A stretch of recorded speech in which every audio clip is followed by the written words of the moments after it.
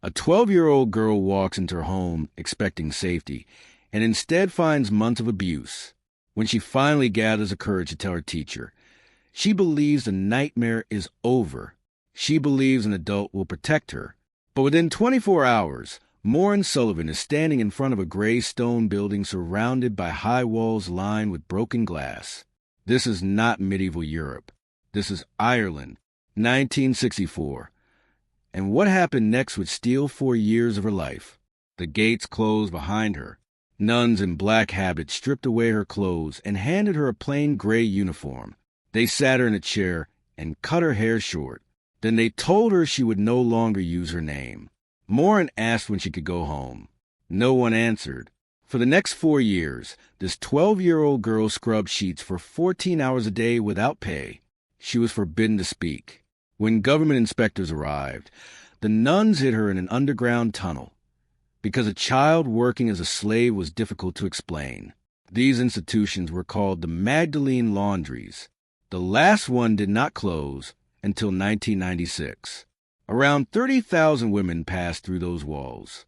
What the Catholic Church in Ireland allowed to happen inside them remains one of the darkest chapters in modern history. Everything you're hearing is backed by survivor testimony, government investigations, and official records. None of this is fiction. If you want more stories that history tried to bury, subscribe to Sinister Empires and tell me in the comments which city you're watching from. Now stay with me, because what happened inside those walls was far worse than you imagine. To understand how a 12-year-old victim could be punished, you have to understand Ireland at the time. It wasn't simply a Catholic country. The Catholic Church effectively ran it. Not quietly, not indirectly, openly. Priests didn't just deliver Sunday sermons. They influenced who got jobs and who didn't. If your local priest approved of you, doors opened. If he didn't, they stayed shut. Bishops controlled what children were taught in schools.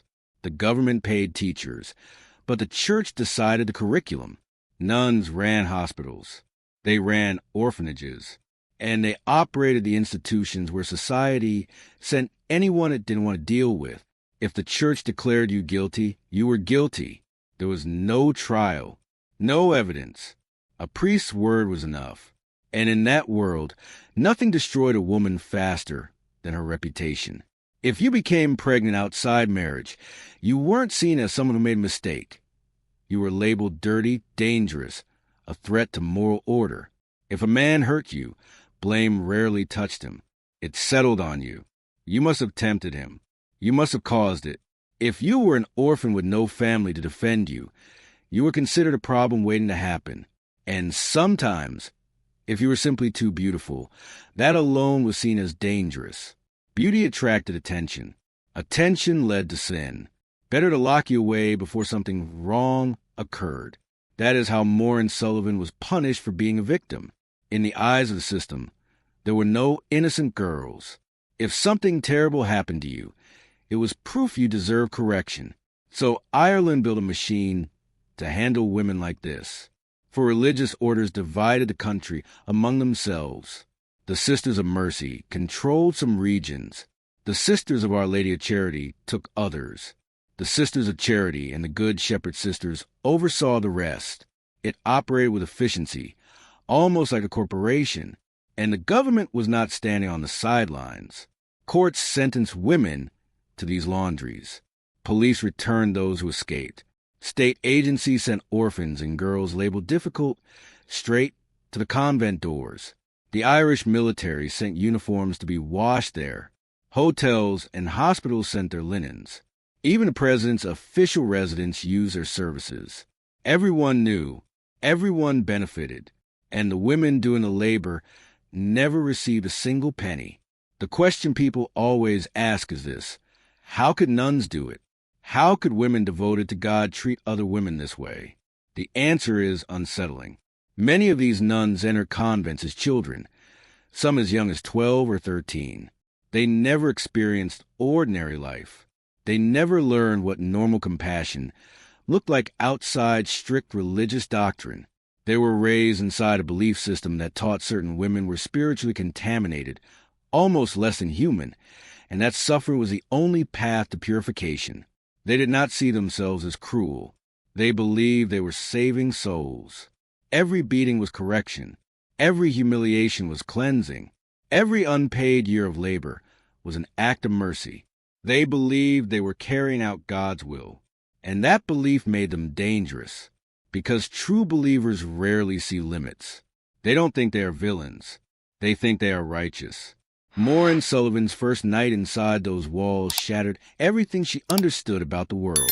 She lay in a dormitory beside 30 other women and girls, listening to quiet sobs in the dark, realizing that no one was coming to take her home. The child who had trusted adults to protect her was gone. In her place stood a prisoner, numbered, silenced, and forgotten. And this was only the beginning. If this story matters, if voices like Maureen's deserve to be heard, then comment your thoughts below, like this video, and share it so more people understand what happened behind those walls. History stays buried when we stay silent. On sinister empires, we don't. The beds were pushed so close together that Maureen could hear every breath in the room. Some women cried softly into their pillows. Others whispered prayers into the darkness, words that seemed to rise and disappear unanswered. A few simply stared at the ceiling with hollow eyes. Women who had stopped expecting rescue a long time ago. There were no mirrors on the walls, no calendars, no clocks. It didn't take long for Maureen to realize that inside this place, time did not exist. You couldn't measure your sentence because no one had ever told you how long it would last. One night, unable to silence the question in her mind, she turned to the older woman beside her. The woman's hair was gray, her face marked by deep lines carved from years of labor. Maureen whispered, "How long have you been here?" The woman slowly raised both hands, showing all 10 fingers. Then she lowered them and raised them again, and again, and again.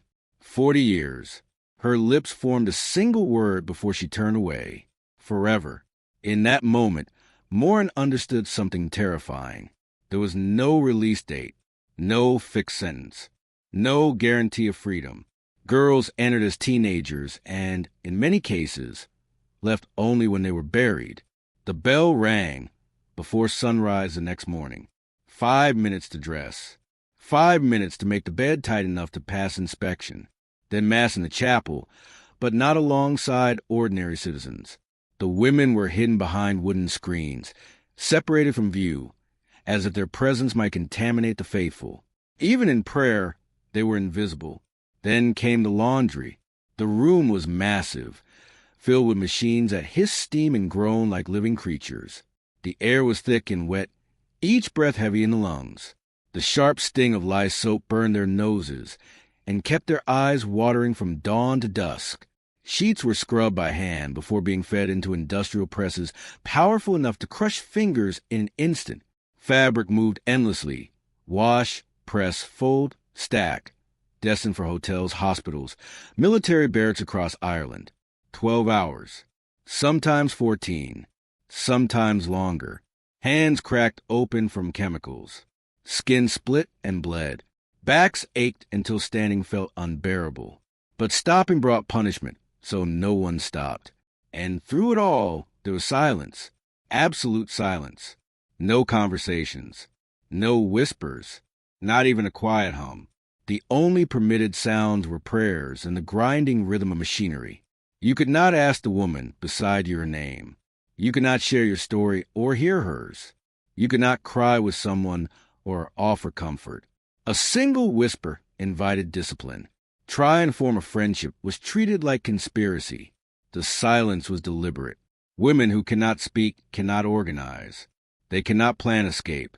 They cannot remind one another that they are human beings worthy of dignity. The silence kept them fractured. Years under those conditions damaged minds as much as bodies. Some women gradually lost the habit of speech altogether, not because their voices failed, but because the words stopped forming. Others whispered to themselves in empty corners, small private conversations, just to remember the sound of their own voice. And even when they eventually walked free, the silence followed them. Kathleen managed to escape.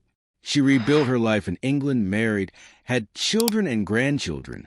From the outside, everything appeared normal. But for 60 years, she never told anyone where she had been, not even her husband. They shared 38 years of marriage, and he never knew. That is how deep the shame ran. The Laundries did not just imprison bodies. They imprisoned voices. Moore and Sullivan spent 4 years inside those walls. She entered at 12 and left at 16 with nothing but scars on her hands and memories that would never loosen their grip, and she was considered fortunate. She got out. Marina Gamble was 16 when she was taken to the Good Shepherd Convent in New Ross. Both her parents were dead. She had no family to defend her. That made her easy to control. One afternoon, she dropped a cup. It shattered on the floor. The nun in charge did not shout. She did not strike her. She smiled, calmly walked to a drawer, and removed a thick piece of string. She tied it loosely around Marina's neck, tight enough that she felt it with every breath, every swallow, every second of the day. For 3 days and 3 nights, Marina wore that string. At meals, she was forced onto her hands and knees and made to crawl across the floor to her food. She ate like an animal while the others watched in silence. After every meal, she had to repeat the same sentence aloud. I beg Almighty God's pardon, Our Lady's pardon, and my companion's pardon for the bad example I have shown. All of this because she dropped a cup, but the string was not the worst of it. One winter night, Marina and 2 other girls broke a minor rule, so minor that records never even detail what it was. The punishment was designed to be unforgettable. The nuns locked the 3 girls outside on a glass balcony. No coats, no blankets, no shoes. The air was freezing, the temperature dropping lower with each passing hour. The girls clung to each other for warmth, watching frost slowly creep across the glass around them. They stayed out there for 2 full nights. Marina's fingers turned blue. Her lips split open from the cold. By the time the door finally opened, she was close to death. On the 3rd morning, there was no apology, no acknowledgement. They simply told her to get back to work. And Marina was not alone. Kathleen King endured something just as cruel, in a different way. Throughout her childhood, the nuns stripped her identity again and again. They gave her names, but never her own. They called her Satan. They called her Red Boy. They called her Number 5. That number came from her mother, who had been imprisoned in a mother and baby home and identified only as S number 5 because she was forced to nurse other women's infants. Not a mother, not a woman, a number. Kathleen inherited that number along with the shame they assigned to her family. She remembered the nun striking her head with a heavy ring of keys, metal slamming against her skull over and over. She remembered being forced to sit on a cold metal toilet for so long that her skin stuck to it. And when she finally stood, she had to tear herself free. She remembered a visiting priest noticing a fresh bruise on her face and asking what happened. She stayed silent, because telling the truth meant worse would follow. Some women tried to escape. They scaled the walls and ran through the streets, pleading with strangers for help. The police always found them. Officers never asked questions about what was happening inside.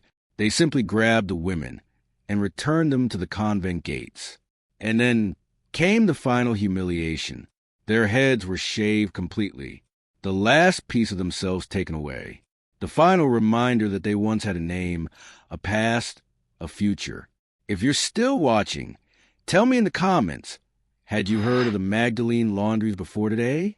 These women were silenced for decades. Don't let their story disappear again. Many girls entered the laundries as teenagers.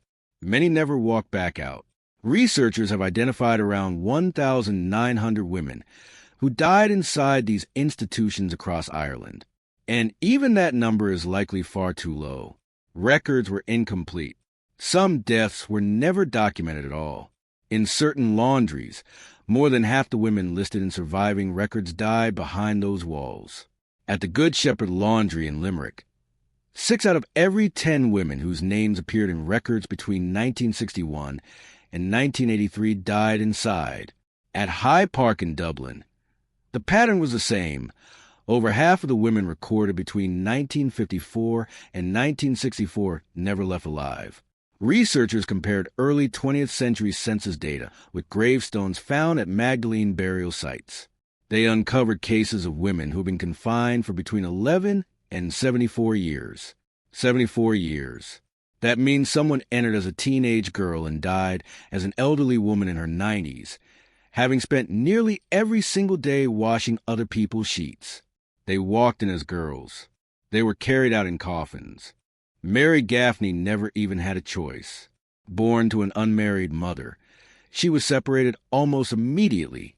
As an infant, she was handed over to the nuns. She grew up within their institutions and later worked for decades in the Magdalene Laundry in Cork. No wages, no alternative, no life beyond those walls. When the laundries finally began to close, Mary had nowhere to go. She had never known the outside world. She remained on convent grounds because it was the only place she understood. Her cousin later said that even in a wheelchair, Mary would sit for hours ironing clothes, because that was the only skill she had ever been allowed to learn. When women died inside these institutions, there were no public funerals. Families were often never informed. The nuns buried them quietly in unmarked graves on convent property and continued their work as if nothing had happened. For decades, no one counted the dead. No one demanded answers. That changed in 1993. The Sisters of Our Lady of Charity operated a laundry in Drumcondra, Dublin. After more than a century in operation, they suffered financial losses and decided to sell part of their land to developers. But before construction could begin, they needed permission to exhume bodies buried in the convent cemetery. They requested approval to move 133 remains, the number they could account for with death certificates. When excavation began, workers uncovered 155 bodies, 22 more than recorded. No names, no documentation, no explanation of who these women were or how they died. And of the original 133, only 75 had proper death certificates. The rest were little more than shadows in the system, women who had lived, labored, suffered, and died without official acknowledgement. Later investigations revealed that at least 315 women had died at that single location alone, more than double what had initially been admitted.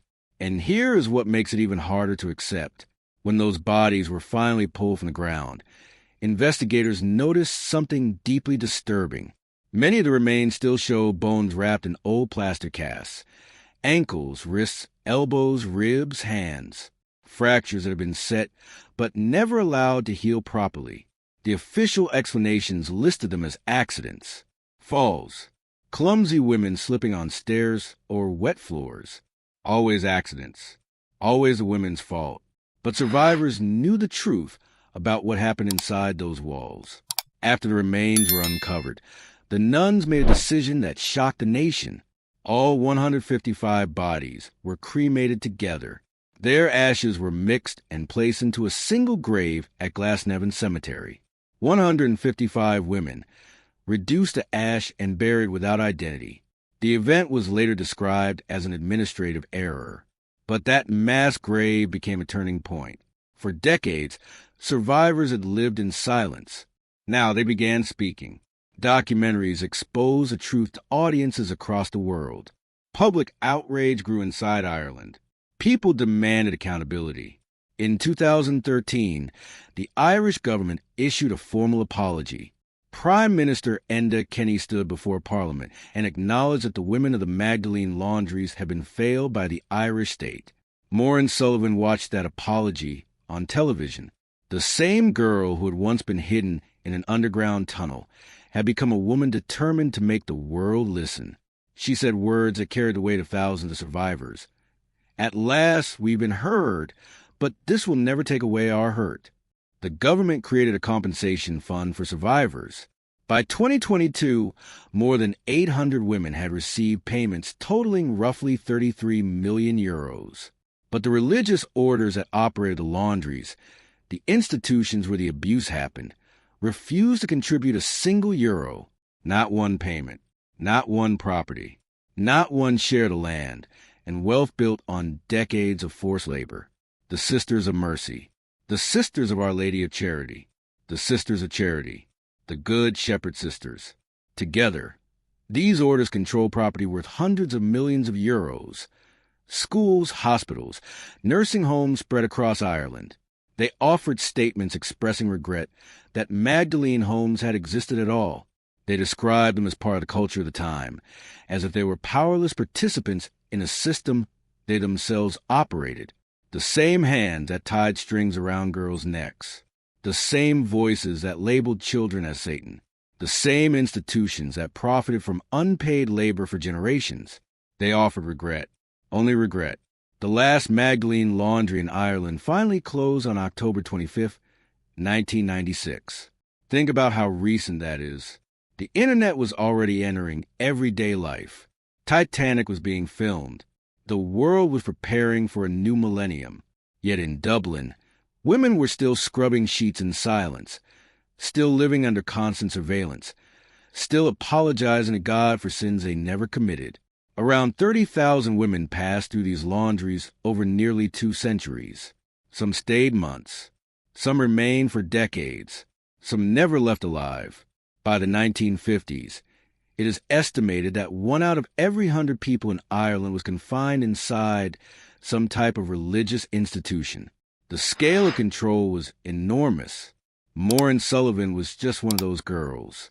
She entered at 12 and left at 16, permanently changed. She could have stayed silent like so many others. Instead, she dedicated her life to fighting for women who no longer had voices. She tracked down survivors.